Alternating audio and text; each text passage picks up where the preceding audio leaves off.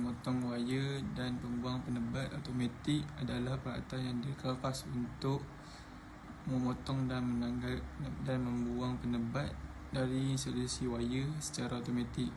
Mesin ini digunakan secara meluas dalam industri elektrik dan elektronik, serta dalam proses pembuatan dan pemasangan di mana jumlah besar wayar perlu diproses dengan cepat.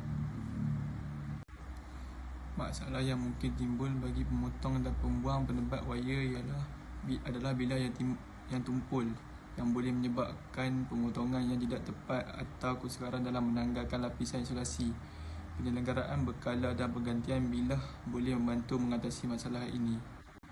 Terdapat beberapa objektif penyelidikan yang telah dibuat untuk memastikan pengguna dapat mengoperasikan sistem ini dengan mudah.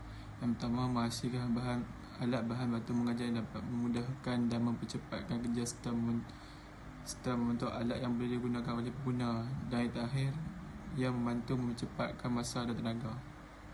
Seterusnya adalah kebaharuan dan unik. Mesin pemotong wayar dan pembuang penebat automatik ini menawarkan beberapa kelebihan berbanding kaedah manual.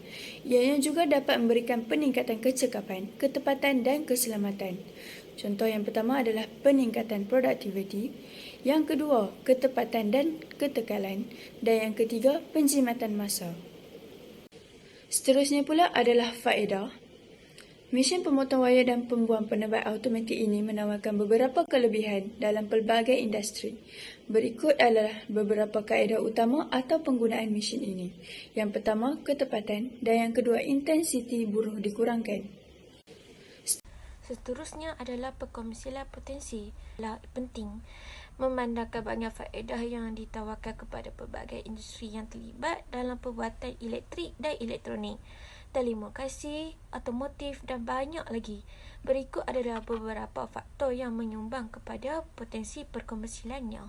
Yang pertama, mengurangkan kos buruh. Yang kedua, permintaan pasaran.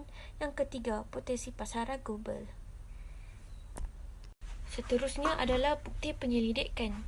Merujuk kepada projek terdahulu seperti mesin pemotongan kertas automatik, penapis tisu automatik dan pemotong rumput automatik telah memberi idea untuk kami membangunkan projek pemotongan dawai dan pemotongan automatik bagi memudahkan proses pengangkutan dawai.